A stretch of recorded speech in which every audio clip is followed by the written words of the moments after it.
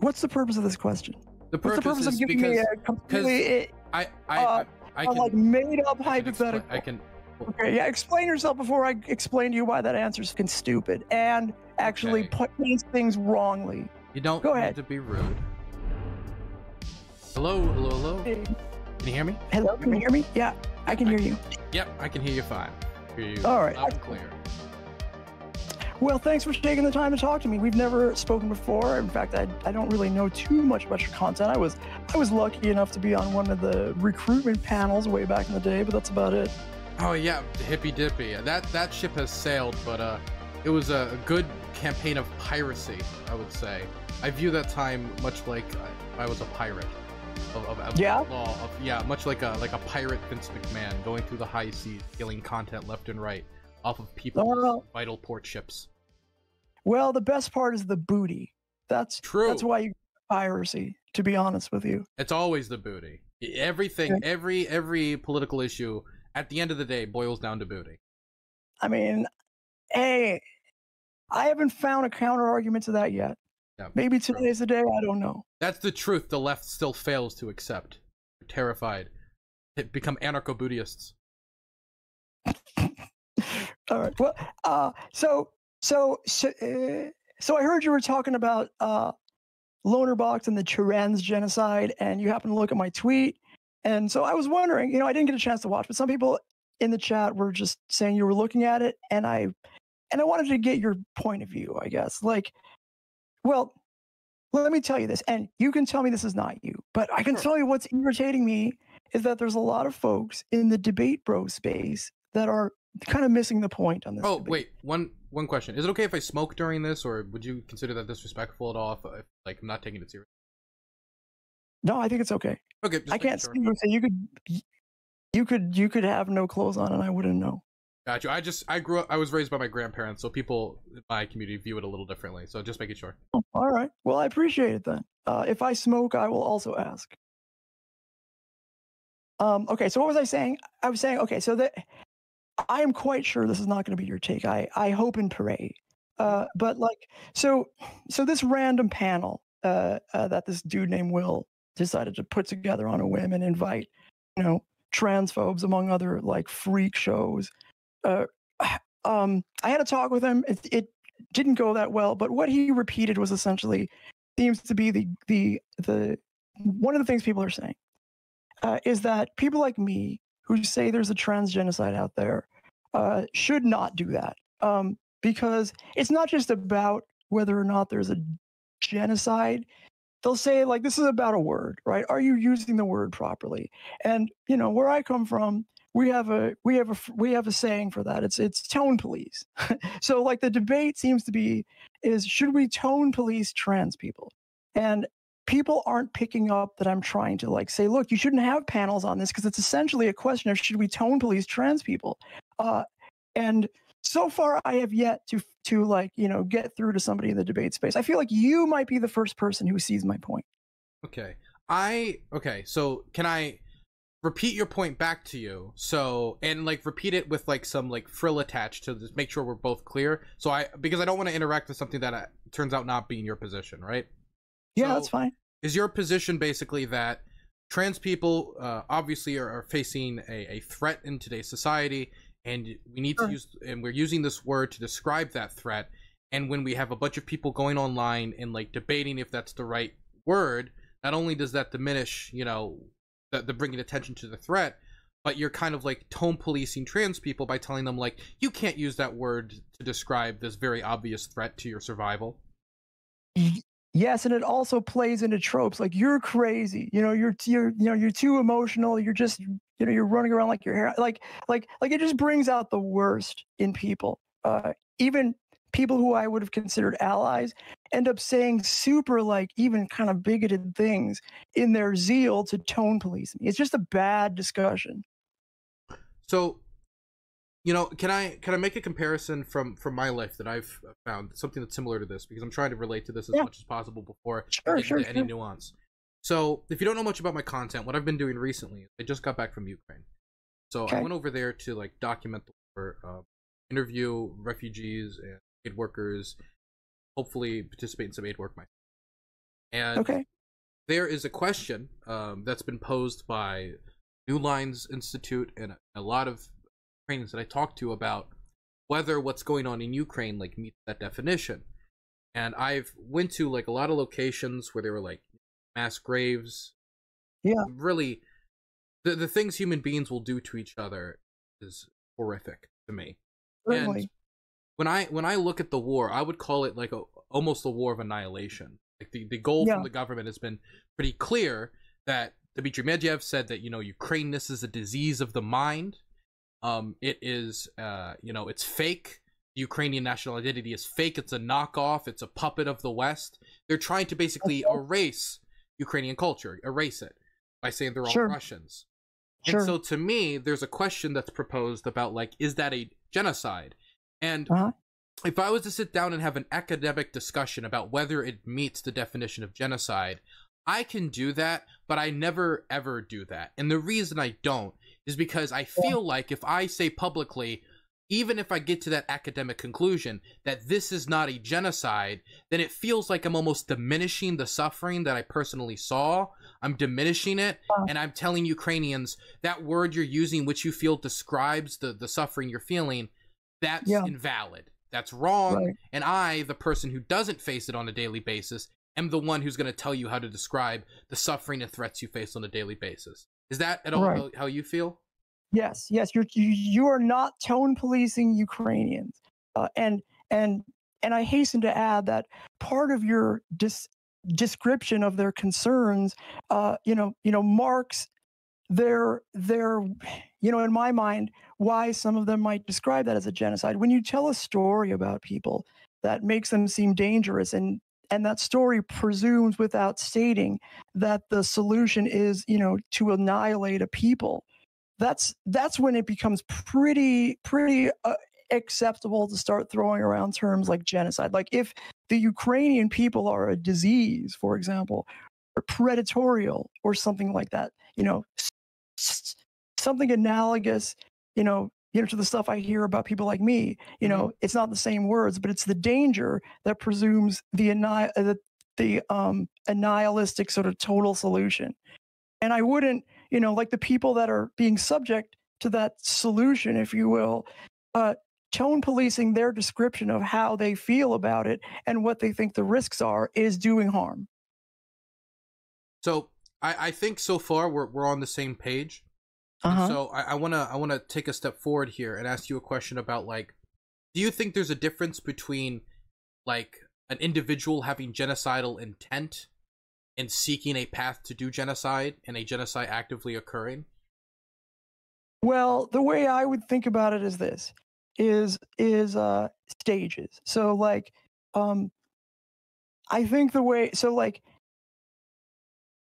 in order for the word genocide to be useful and meaningful and not a waste or a unreasonable expansion of the word that some people have told me that I risk doing, is it has to serve a purpose. Like it has to be meaningful and it has to call attention to something that people might not otherwise pay attention to. And in the case of trans people, and the way that this is talked about in many places is in stages. So like the stages of genocide. And so as you go, further along the path to genocide, there's like, a bunch of steps before you reach extermination. And so when people say, no, Polly, trans people are not being exterminated right now, therefore it's not a genocide, that literally makes the word almost useless then, because then you can only call out a genocide after it's way too late. The reason why people think of it in stages is so as to call it out and use the word, for God's sakes, so that, useful and appropriate countermeasures that are generally, I mean, there's a lot of people that have done work on this who have fucking dedicated careers to, like, studying and then trying to figure out, most importantly, how that it never happens again. And so one of the things that you look to is the stages. And, there's a lot of scholarship on this. And it's super hard for me to understand why people, when we're being dehumanized, when trans people are being dehumanized, and that's literally like stage 4, at least, you could say we're further along. Stage 4 out of 10 in the stages to genocide, where somebody would bother to tone police how I describe it, seems like very poor allyship or worse. I think So there's like two separate conversations to be had, right? The first conversation is if the conversation should even take place, which is its own debate, and it's kind of hard to have a conversation about something you're like talking about having a conversation about. So like, which conversation would you like to have? Would you like to have the conversation about whether this conversation should take place, or whether there's like an ongoing trans genocide in the United States? If the conversation needs to take place, it's certainly not going to be a conversation that's set up by a cis person who doesn't really understand what the fuck's going on. That's just too much. That's dangerous. Like this is a conversation that you could have in trans spaces and even with trusted allies as to what the best messaging is. You know, like I'm quite sure that there are trans charities out there that have these discussions all the time. How is it going to be that we get our message out? But it's not a debate. It is a we all know what's happening, and what is the people that are risking the most? What is the people who are at risk? What is their thought on what is the best way to liberate them? So it's the only conversation should be among people that are trying to decide how best to achieve their own liberation.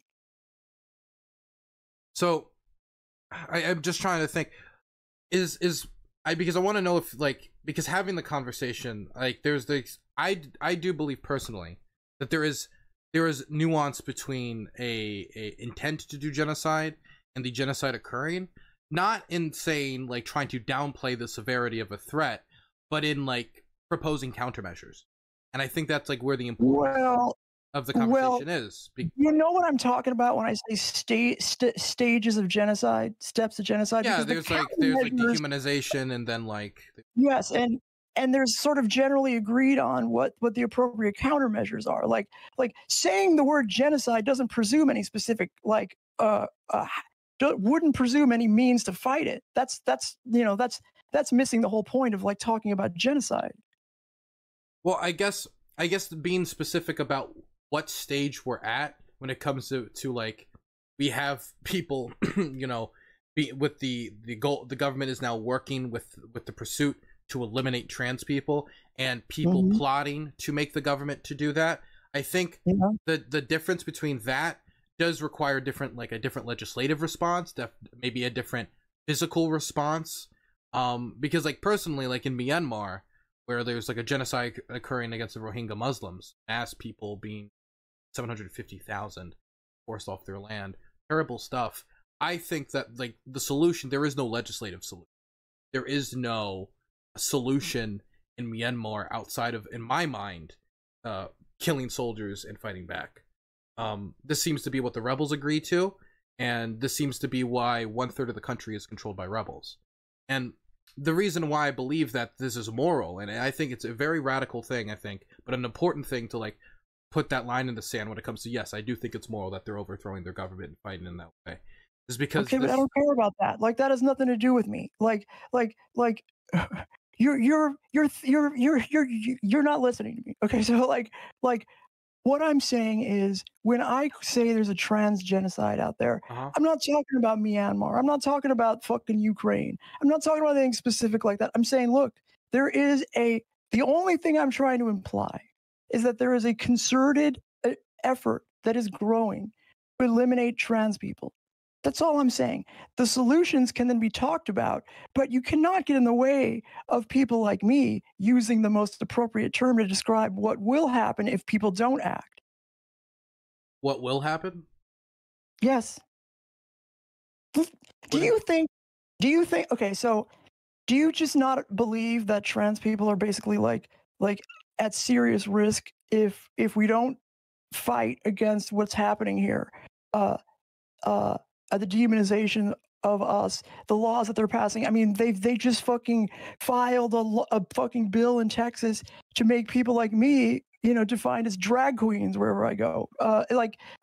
They're doing to us what they did with like abortion. They are trying to pass laws that are just ambiguous enough to eliminate trans adults from public life and detransition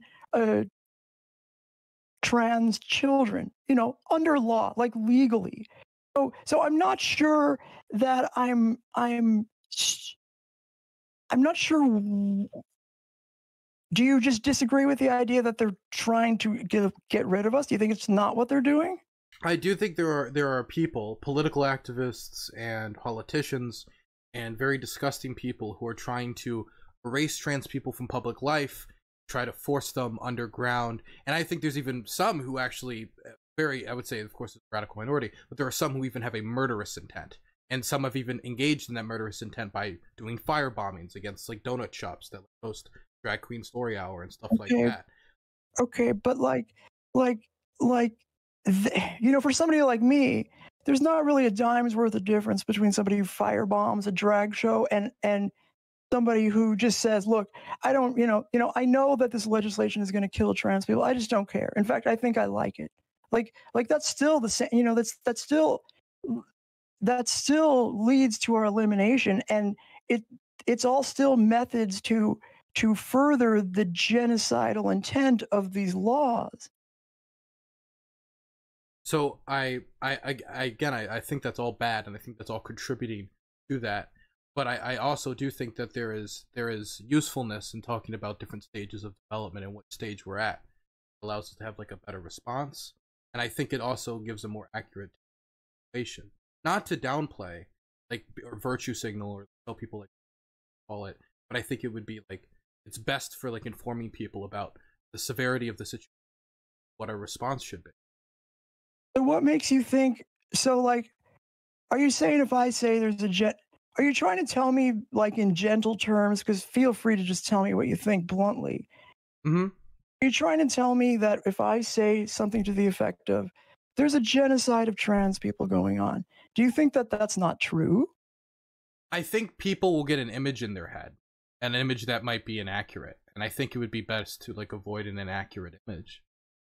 What makes you think that's going to happen? What makes you think the average response isn't, huh, I never thought of that. Explain yourself, Polly. And then I could explain to me, and then I could take that opportunity, because this is what I do all the time as I have these discussions. I can take that opportunity to explain how genocides happen and start and show them that there's enough information out there to raise their awareness level and to not give so much grace to politicians who say, I'm just worried about children's health, or I'm worried about strippers at like book reading stuff. Like, the reason why it's important to be able to say genocide is that it sort of like clears people who are willing to listen, clears their minds to really fully understand what's going on here, like what the intent of these laws are. Like, they don't actually care about drag queens. They're trying to eliminate queer people, specifically trans people, from public life.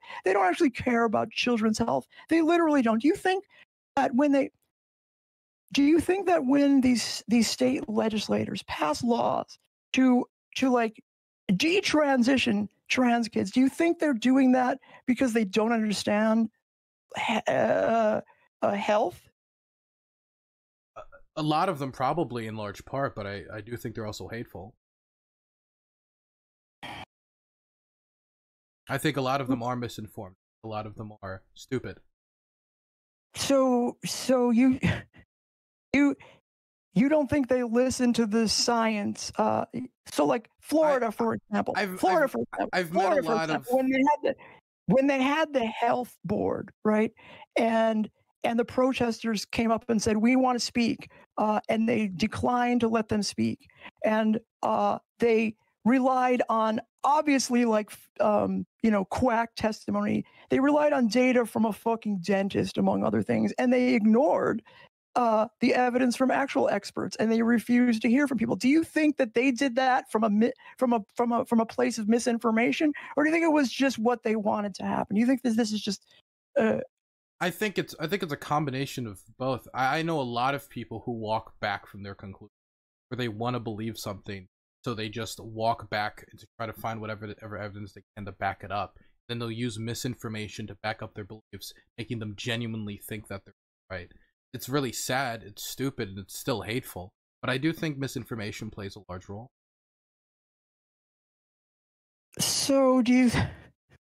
But when they're willfully, procuring only misinformation that validates their beliefs, because in their heart of hearts, they think that we are dangerous and they think that we're predators, or they're willing to at least, consider that and be like, well, better safe than sorry. I don't want, I don't know one way or the other whether, I mean, not everybody is a like, cross burning zealot. Some people are like, well, I don't know one way or the other, but fuck the trans people anyway. They're just, they're probably just groomers, and I don't want to have to deal with them. Like there's different levels of hate that are necessary and sufficient to carry out a genocide or to cause, a genocidal fervor, if you will, to spread in a population. Right? Yeah, I do think there are absolutely people who would be happy to start a genocide, or would be happy, and are most of them, not being honest, be happy to go out and do these horrific acts. And I do think there's a risk of see, I think you keep falling back on the people that are firebombing places. Like the way you do a genocide is not just by like firebombing. It's it requires legislation, and I am surprised. I got to tell you, I'm surprised at the number of people who know they are. These states are literally legislating us out of existence. They're not making these same factual mistakes with really many other groups of people, if any. Like, they're specifically targeting us. And it seems strange to me that there's so much room being given to these people for just being, oh, they didn't know any better when they described us as groomers and pedophiles and a contagion, literally a disease. It's really in the fucking stages of genocide when you start to dehumanize people and like talk about them like they're a disease that needs to be exterminated. Like, that's like how can you not at that point be like, you know what, I'm done giving them, I'm done trying to see it from their perspective. Why don't I just look at what they're doing as opposed to trying to think they're really just, mistaken, like good people? Because the history of political movements is bad actors taking advantage of misguided people. I do think that there absolutely are bad faith people with even genocidal intent going out and targeting the trans community with legislation and out in public. But I don't necessarily believe that everybody who's been caught up in it started at that position. I think a lot of them were misled. Not necessarily the political leaders, but maybe amongst the followers. I think there's fewer up there, but I've met politicians who generally believe their bullshit also on climate change nonsense. Do you think Matt Walsh is just mistaken? No, I don't think he's mistaken. I think he's pretty deliberate. Okay, how about Ben Shapiro? I don't know enough, but I would assume deliberate. Okay, so these are people supported by like, I mean the fucking Republican Party platform is hard. It's hard to describe that as anything but genocidal. They've managed to pass laws in states, and to the extent they haven't managed to, they've tried to take executive action, like a genocide. Genocides famously, they don't ask for a vote, right? They don't try to get a popular majority. They try to get by on misinformation and fear, right? Like, it seems like you're just unwilling to sort of see that genocides happen in a multifaceted, complex way, and you think that if you count firebombing or you count the number of people who are openly hateful, that'll tell you. But if that's what you're looking for, you're gonna miss it, right? I guess for me, I'm not trying to deny that this could be the early stages of building up into a widespread genocide, or that we couldn't be at the early stages of development of something like that. What I'm more trying to emphasize is I do think there is a usefulness to making it distinct at when we're at one stage and when we're at another stage, because each stage. What's the usefulness? Difference in response is, I think, extremely useful, because at a dehumanization stage, and then like the stage where they're loading people onto trains, the actual response you have to have physically is different. Legislatively, it's different, because once you've met a certain level, a legislative response is not even on the table anymore, right? Like, as in Myanmar. I'm telling you that. Like you're preaching to the choir here. What I'm saying is, why quibble about the word genocide when these are all stages of genocide? If I think What if trans people think this is the best way to call people's attention to the fact that this is going to get worse? This isn't just a sort of, you know, mistaken legislators, doing oopsies, right? This is actually a concerted thing. You can tell by media. You can tell by the way they are fucking demonizing us, the way that they're even successfully passed legislation against us. Like the word genocide is useful for explaining to people why it's going to get worse. Now, not every person's going to agree with my characterization, right? There's some people who are unwilling to call it that. But what I'm saying is that, that's not, you're not helping if you're trying to explain why this is not a genocide, right? That's not helpful to us. Well, I mean, I think then, like, if the question is this is not a debate or a conversation to be had, then I think, like, moving from there, like, everyone just needs to stop talking about it starting now, right? If the conversation is like, we can't get into specifics about if this is a genocide in creation or a genocide occurring, because I do think for average people, if you told them, like, a trans genocide is currently underway in the United States, they'd have a certain image in their head, an image that probably wouldn't be accurate. Because the images that people have of genocides, of things that have historically been genocides, like the Armenian genocide or the Holocaust, of course, being the most well-known one, that's what people are going to fill their head with. And so yeah, I'm not. Do you think so? Like, let's say 1933 in fucking Germany. Like, would you be tone policing Jews that were saying, yo, I think there's there wasn't that word genocide, but let's say there was. If somebody was saying genocide there, yeah, sure, they weren't doing fucking, 1913? 33. 33? Yeah, the first fucking camp just opened, and they were sending political prisoners there. They weren't really killing that many people. There's a lot of people dying by suicide. There's a lot of people, like, leaving, they were you wouldn't say this is 1933 Germany, though, would you? Yeah, I'm just trying to understand, like, when I would say it would be 100%. When is it acceptable for to you? When I start saying the word genocide, when is that going to be okay? Well, what line? It's the problem with the word genocide is there's not like a hard line to be drawn anywhere, and there's still debate about it. So it's hard to draw a hard line anywhere. But I do think that a lot of it has to do with, like, the popular conception of what a genocide is and what it has been historically to describe events as. And so if there's a major disconnect between what we're describing as a genocide and what everybody else describes as a genocide, as we're trying to tell them that one is currently ongoing, they might end up just looking at us like we're fucking crazy, like you've had the problem with. Well, right, but I feel like you would know that that's not how shit happens. Like if you use a word that people don't think is correct, they don't just, like, shut you down, unless they want to shut you down anyway, and that's a whole other thing. What they will ask is, like, well, that's kind of strange. Why would you say that? That seems kind of crazy. That opens the door. Like, it is important for people like me to explain to people, like, who are in your audience that might be wondering whether or not I'm just screaming with my hair on fire or not. Why personally I believe that the word genocide is useful, and why people trying to tone police me does not help. Because I know that I have the ability to, and I'm willing to explain why I use the word. Because there are very few words that paint a motive behind what's happening. Like the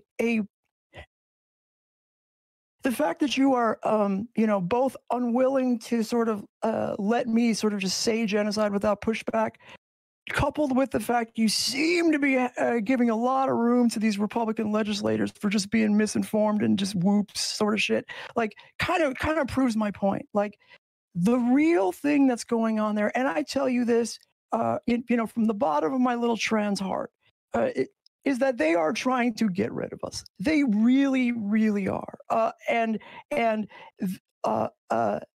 They will say whatever they can say to try to fool people and throw them off and say our motive is not this. Our motive is because we care about the children. But I know better, and people like me know better. And there are very few words, I'll say again, that help us encapsulate in as few words as possible, because we don't get a lot of attention from people. I'm going to be honest with you. That causes people to stop and say, well, why would you say that? And that gives us an opportunity to say that we use that word because that's what's happening. We're in the early stages, to be fair. The fucking final solution is not at hand. But if we do not fight it as if it is a genocide, we will be exterminated, right?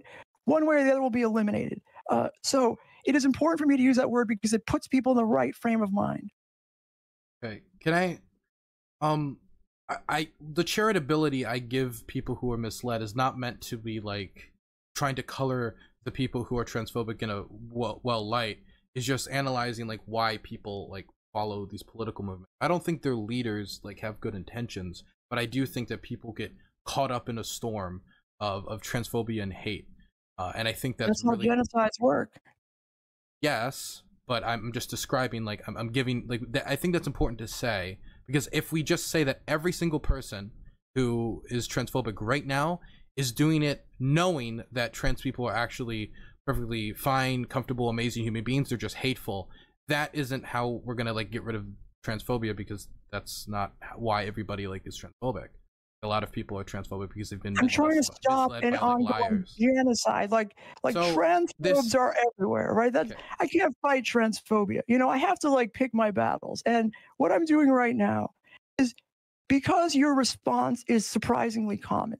I mean, you know, I guess I shouldn't be surprised that your average lib thinks I'm insane. But I'm not. You know, I mean, I'm describing and I think if you're going to be charitable to me, you probably see what I'm saying too, and you probably have some discomfort with the term for your own reasons. But I'm not saying every Republican is a genocidal murderer. I'm saying that what's going on right now is stage 4 of, you know, the stages of genocide. And if you think I'm wrong about that, you can talk to me about that. But if you agree that we're in stage 4 of genocide, stop tone policing me and people like me into saying, oh, we can't just throw around the word genocide because that might cause people to take up arms. That's literally not going to happen. Like the reason why you call this out is because it's incumbent that it stops before it gets out of control. So out of control. So to be clear, if let's say tomorrow, right, that like we pass like the Trans Rights Act and we basically like it does everything, like constitutionally these transphobes cannot get through anything they want, and like they fall out of favor and they eventually go away. Like this is what we want. This is a great scenario. If that happened tomorrow, could you say the next day that there was a trans genocide going on in the United States on Tuesday, but now there is no longer one on Thursday? Like the state that's going on right now, this is the genocide that is stopped by this act. What's the purpose of this question? The purpose is giving me a completely I can, like made up hypothetical. I can. Okay, yeah. Explain yourself before I explain to you why that answer is fucking stupid and actually paints things wrongly. You don't go need ahead to be rude. But the reason why I asked the question is because I'm hearing like a lot of like we're in stage 4 in the lead up to the final solution, the lead up to the genocide. And it sounds like there's like, it doesn't really matter if there's a genocide occurring right now or if there's one that could occur when we use this word genocide. But I think if we were to talk about the situation historically, I think it would matter. Because if you like after the fact, after like everything is said and done, if you look at the Holocaust or what's going on in Myanmar or Armenia and all these locations, there's like a point where people can point to and be like, this is the word genocide used some kind of prize? Like if you've achieved some bad enough shit, then you could call it a genocide. Like I think that's where you're coming from here. Like the reason why we use the word genocide is to try to stop the worst thing from happening again. Like you're taking away the power of the word by saying it's the fucking award that you get after you're gone. That's the I'm not saying that genocide is a prize, but like there are certain words to describe certain things in the levels of severity. Okay, so what would be acceptable for you? I think. Wait, just let me finish. Okay. What would be acceptable? Can I say, yo, we are in the process of genocide? We're not there yet. They're not killing us yet. True, you're right. You know, let me make sure that I don't overstate my case. Can I just give you what I would say? Sure, I'd be happy to hear. I think that there are people in America with genocidal intent, and we need to do everything to make sure that they don't get their wishes abducted. That there's a possibility of genocide occurring, and that is a huge problem that we need to do. Okay, that's completely understating it. Like, that's saying that there's not a systemic. Yes, because you're saying this is a problem with individuals, and that's missing the point. What there is systemic discrimination going on, and the crazy thing is, it's spelled out. It's not even like, you know, voter suppression where they pretend like it's not about race. Discrimination does not necessarily necessitate genocide. They're outlawing us in name. They're like of course that alone may not be enough, but it sure is a hell of a step toward it. Moreover, you have a campaign demonizing us. They don't say in law we're predators. They don't say in law we're child molesters. They don't say in law we're a social contagion. In fact, they say we don't know. We don't have any science on this. Like, you know, even though the science is fucking, you know, it is rock solid, right? It's not a science issue. It's not a knowledge issue. It is purely a prejudice issue, and they get political points from demonizing us. Like. By saying this is just a few bad apples, you're literally downplaying the problem. That was just a few bad apples. I said there are people in the United States with genocidal intent, and that there is the risk of a genocide occurring in the United States. All right, so how's that different from me saying, yo, we're in a genocide? That a genocide is occurring because one gives the image of camps and people being shot in the head and thrown in mass graves, and the other gives the image of somebody plotting to do that. And I do think that is a distinction, because the approach you do to solve both of these issues is different.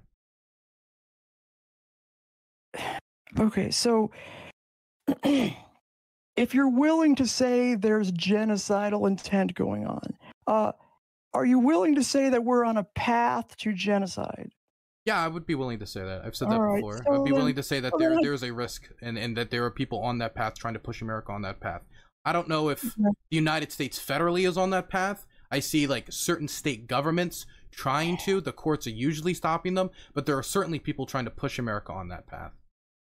All right, so it seems to me like your nuanced position here is you're willing to, you know, use the word genocide so long as it is sufficiently couched among other words. Is that fair? Yeah. All right. Well, I guess there's worse takes out there. You know, but here's the thing I would say is that if you're willing to use the word genocide so long as it's couched in other words, it's not super helpful if you go out and attack people who are not using the word genocide in the specific way that you yourself would. I think you're at least in the position where you know, you sort of see what's going on and characterize it fairly as a, you know, there's a risk of a genocide going on. I wouldn't use the word couching to describe it. I do think there is a nuanced difference between the risk of a genocide occurring and people trying to plot something like that, and it actively happening when it comes to like response and like how people should react to both situations. There should be reaction to both, but like, as I've said before, I think the secondary response must be more severe, as in, I'm talking about like countries invading. Like, I believe that, with the international standard that nations have a duty to prevent genocide, i.e. like even with force of arms if necessary. Why are you though combining the potential solution with the education? So like there's two steps in this process. One is education. The second is trying to coordinate people to a solution. And this is done with more than just fucking, you know, 2 or 3 words, right? So if I throw out the word genocide, couched correctly or not, there must be a follow-up discussion as to what to do about it to stop it, right? Of course. Okay, so then I don't understand why it is, why you need to sort of, you know, argue with me about the potential solution. You know, I'm not presuming any solution when I say there's a genocide going on. I think this isn't my priority, is to debate this nuance. Like earlier is like why you need to attack people for doing. I don't want to attack anybody for using. I'm just describing why I use the words I use, and I'm not even like pointing a finger at anybody else for the words they use. I'm more describing why I use the words I use, because As somebody All right. who Well, has seen this violence, like, it's very important to me yeah. to be careful in the. And again, I think for me, it's about appropriateness of response, and I spend the majority of my time talking about response. I released a video on my channel, my main channel recently. Ugh, dead. But I released a video talking about LGBTQ plus issues in Ukraine and like the issues that trans people face when it comes to trying to get out of the country in conscription. That's what I spend most of my time talking about. Look, it's just that this is the discourse that has reared its ugly head in this community. okay. Well, yeah. I mean, I am happy that you are helping, to fight this. And, you seem to, I'm going to say, I think you recognize the problem. I hope that and I feel like I'm going to even go so far as to say, I feel like you've listened to me. Because here's what I think what's going on here is that there are people who would take what you say, and the statements that you make and take from that to say people like Polly are crazy. People like Polly says there's a genocide going on without, people will take me out of context, right? They'll say, Polly says there's a literal genocide going on. And then they rely on people's biases as to what they think the term genocide means to paint me as crazy. And I hope and believe after this conversation that you will, one, not be one of those people and be willing to call out other people who are trying to paint the trans people who are saying, perhaps in not the same way you do, but choose to use the word genocide in their description of the problem, call out people that try to tone police us and even worse, label us as problematic or crazy. I don't think you're crazy. And I don't think the people who are angry about this discourse are crazy. I've interacted with a lot of people who have been through tremendous suffering, and I would never make it my place to jump in front of them and tell them what words they have to use to experience that suffering. But I also I would hope that there would be a mutual respect for me to understand why I'm so careful with these words, because for me, like, when I went to Ukraine, I thought it was part of my moral duty as a human being. I also think it's part of my moral duty as a human being eventually to go to Myanmar, where I think and do what I can to help where I can. And so when I use these words, like, they have a lot of intent about what I need to do forward. And so to me, these words mean a lot also because, like, I'm very interested in law and the history of these words in describing human rights atrocities. I've been there when war crimes have occurred and blown to bits. So for me, it's like a very deep personal thing to me. And so it's never that I want to downplay the amount of suffering trans people are facing. It's just these words hold a lot of meaning to me and how I will conduct myself in my life and what my response to the world will be. I would believe that if you, I believe you when you say these words have meaning, or it's not the words that have meaning to you. It's the terrible things that happen if these genocidal activities are not stopped. And so, like, I would hope and expect that people who know firsthand what a genocide would be like would feel quite strongly that if people who are potentially victims of a genocide, feel like they need to use this word to call attention to it because that's the best way to stop it, right? Because part of stopping a potential genocide is education and, using your voice, that you will, respect. And I think you do, if trans people think that the best way to avoid a truly horrible situation here is to, use the term genocide, however, imperfectly some of us may, it is best. We are in the best position to make those types of judgments because if we're wrong, we're the ones who pay the price. I fully understand why people use the word. Now, I can never say, like, of course I agree with it because I'm using a different I'm using the word differently. So obviously on a personal level I don't, but I understand it and I'm not angry about it. And I'm not going to spend the majority of my time complaining about it.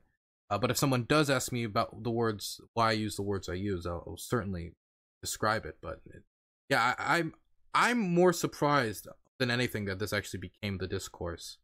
And I'm surprised that there's going to be a panel on it. Well, there should not be a panel on it. I had a fucking argument about this with the guy who was doing the panel. I'm like, you are literally doing the fucking devil's work. You shouldn't. Any debate about people popping off on this topic is really upsetting me because you, if you haven't thought about this or you're just a normal everyday dumb fuck, you may think that there is some value in debating whether a fucking trans genocide is going on. But make no mistake, essentially what you're doing there is having a panel, even though you might not recognize it. What your panel is about tone policing trans people. You are having a debate as to whether we are crazy or we're wrong for describing what is happening to us in the way that we best we best see it and feel like it's the best way to describe what's happening to us. I think it's literally obscene that a cis guy is out there saying, I'm going to decide who's on my panel. I'm going to pick out the topic. And fuck you, Polly, if you think that there's something wrong with this, because you need to listen to me. You need to allow me to decide who should be on my panel to talk about the genocide of people like you. That's what's going on right now. And that is wrong. That's fucking obscene. And it is a terrible symptom of the space that exists right now in this fucking weird Twitch politics or whatever politics space. And it's very irritating to me. I don't think you're doing that. I'm just saying that's I don't even know these panels anymore. Yeah. But I've been in Twitch politics for a very long time now, I guess. I've been in January of 2020. That feels not like that long ago, but Twitch years a while actually, because it's young. I was here before I came right after Big Bang, then I started Hippy Dippy. This panel economy, while it has its highs and lows, doesn't seem to ever go away. I think there's an importance for having structure and having these conversations and having a place to debate issues that you disagree with. But I think it's also very important to consult the communities you're going to be discussing about and making sure that they have representation on the panel. I don't necessarily think that every member of a community needs to necessarily agree with it, but consulting members of that community and having them on the panel, I think the bare minimum. Did he have members of the community on the panel? Did he consult with members of the community about how to conduct this or what questions to pose, stuff like that? No. The invite list was just a bunch of large content creators, and there might have been some trans people on there, but Mr. Girl was on the fucking list. You have a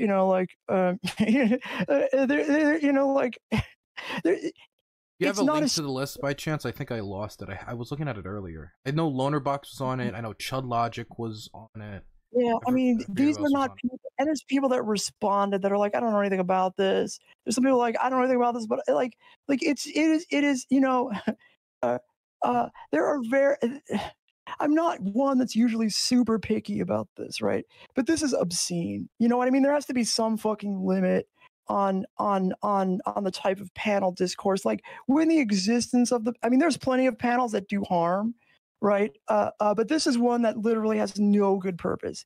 It is merely a panel that functionally serves as, should we? RKD has donated $5. Our enemies are united against us. Tone police. We cannot divide so violently. And so I talked to this guy. Let us each use the tools at our hands and unite to defend our trans brothers. And it became clear that it's a tone policing panel.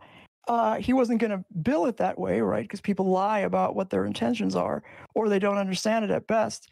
But there's no way this panel should happen. This panel is fucking dog shit. If there's ever to be a talk like this, it cannot be organized by somebody who's just trying to do clout shit, and certainly not by a cis person who has the final choice as to what type of people are allowed to speak about their own genocide or about others' genocide. I find panels were a good way to look at the health of a political community and the type of discussions that are happening and what they're talking about. So I think like one of the better ways, at least it was when I was still doing panels, to check about like what people found was important and what people were discussing was to look at the panel topics. I look at it, I think I look at like panels in a somewhat cynical way. I have my ideal about what a panel should be like. And I wouldn't design my panel in the same way Will is designed his. I would have to look at the specifics probably. Well, you got to be an extra level of cynical to do is there really a trans genocide panel? Let's ask Mr. Girl. I think it's like it's one of those things where there's a market for it and there's going to be a supplier. And it really sucks that the fact and the problem to me, you could say Will's the problem, but if there was somebody, if Will wasn't here, it would be somebody else. So I think the real problem is the fact that there's a market for it. If the problem you have with it is like discussions happening, that's an easy way to ignore what's going. I mean, like, well, I'm not ignoring what's going on. I'm like, why do you think there's a market for it? Is my question. Okay. Well, there's a market for it because the whole space is dog shit. But I don't have time to deal with that. Like, that's a slowly chip away process, right? There's an extremely harmful panel that's going to happen, and my hope is that nobody watches it, right? That would be okay, you know. If it's a small panel with some people that nobody watches, that would be one thing. But if there's a substantial number of people that are going to, as a result of that, begin attacking me whenever I use the language I want to use, which is literally already happening, that's going to set us back. And so I suggest anybody who is trying to do a panel like this, don't believe anybody that says they're trying to do that for good. Because, Will's trying to sell this as I'm trying to do God's work here. He has somebody like me trying to explain to him why he's doing harm, because I am going to bear the brunt of it. People like me who are using the language that we find most appropriate will literally bear the brunt of the fucking, panel, no matter how it happens, which is why he shouldn't do it. He's not being an ally when by doing this panel. It is only harmful in ways that people like me are going to feel immediately. Can I ask you here's a question, and I'm a very cynical person, right? Okay. And I'm saying this as a cynical person. Let's say that this debate happens, right? Which it most likely will. That will probably go through. Yeah. What if this becomes like the arc? Like there's an arc on Twitch and they're just talking about you remember how there was like the N-word arc for political Twitch where people debated using the N-word for whatever dumb reason, and then they like from arc to arc to arc. If this becomes that, how do you think people should engage with it? Do they just ignore that it's happening and like try to not to give it any air? Do they review it and criticize it, or like how do you think people should engage with it? I would say that people should decry it. People should say this panel is really about tone policing trans. It might be, like if the cat's already out of the bag, then you're forced to make it a teaching moment. It's you have to, not treat it as an arc. You have to treat it with the serious like nature that it's sort of, you have to understand that people like me, are real, and we're not just this is our lives, and there are people that are actually doing work to fight what is a what I believe is best described as a genocide. Early steps, sure, but a genocide.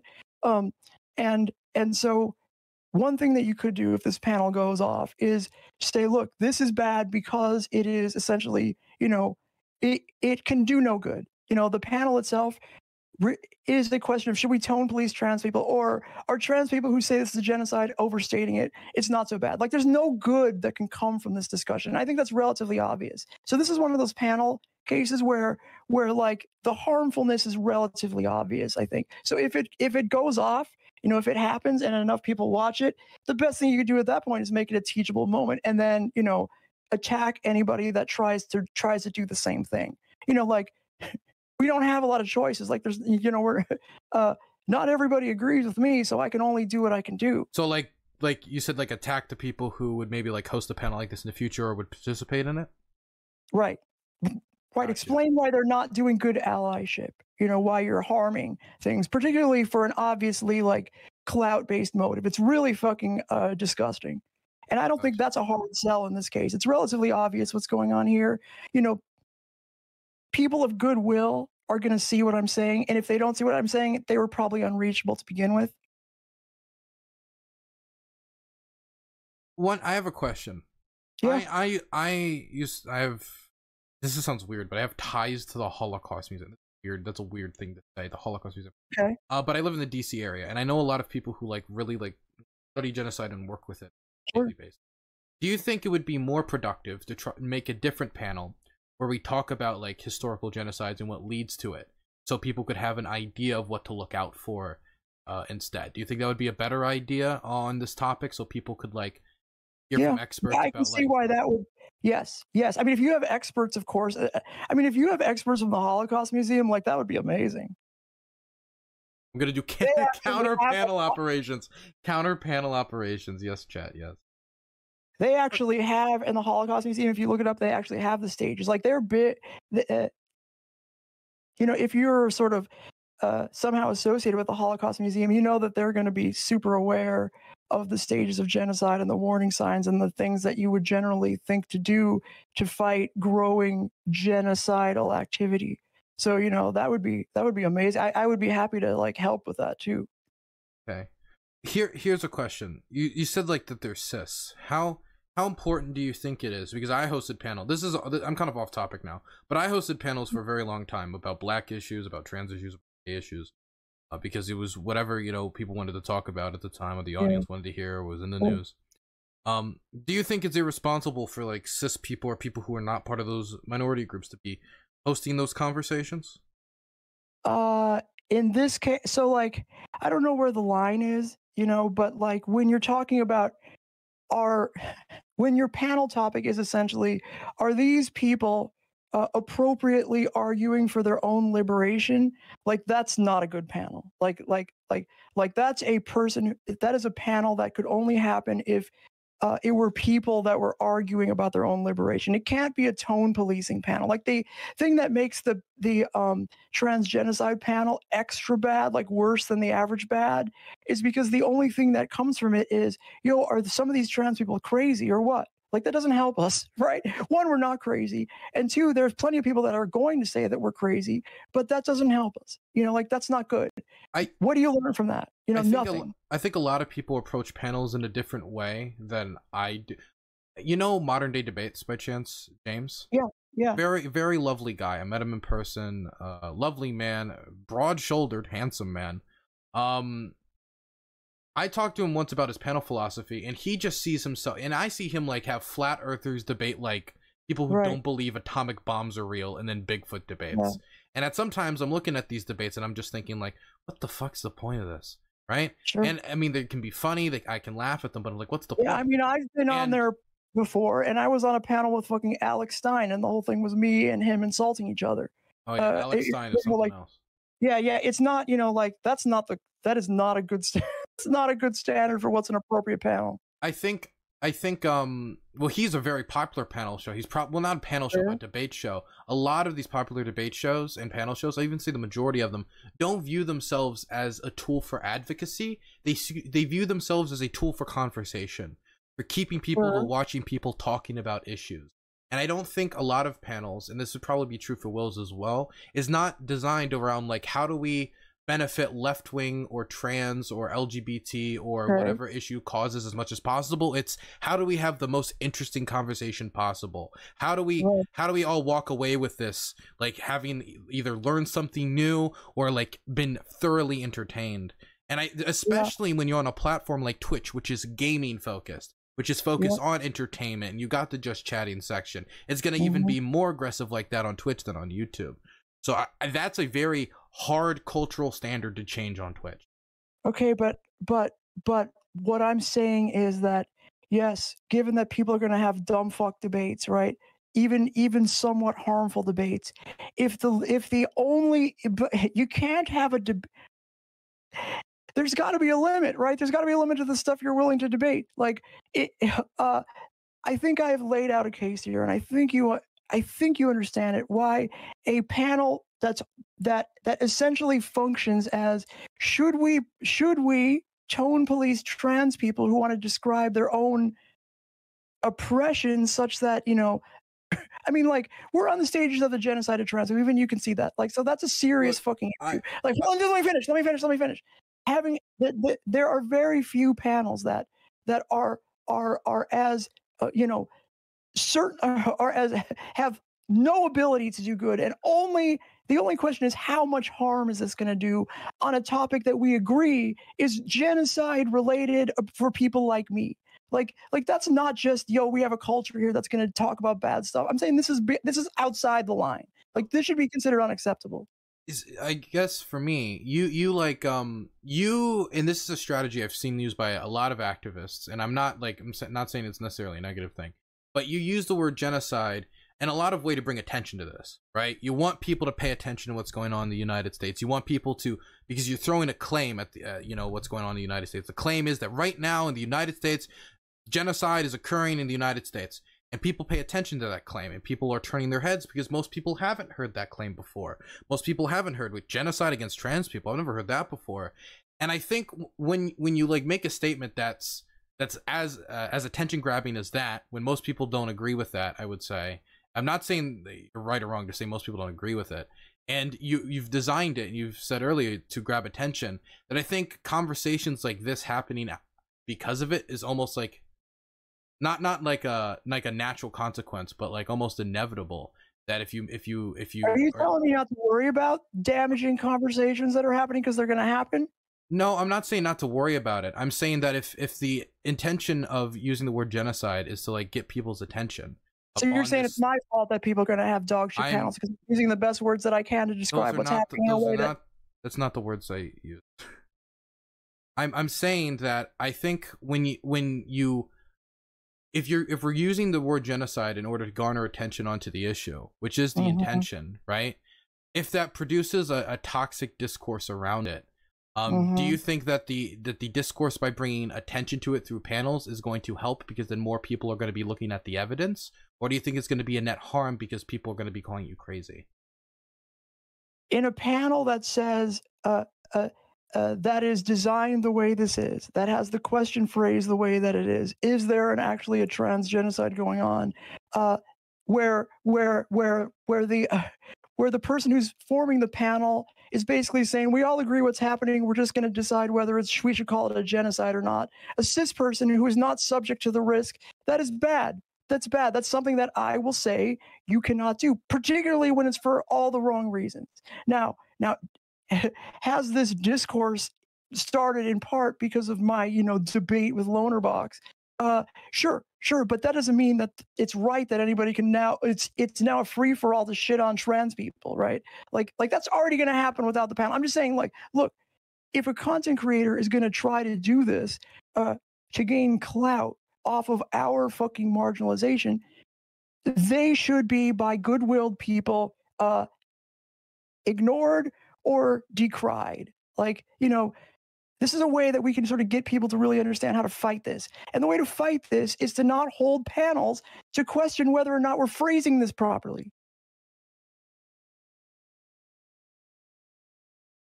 I understand your argument.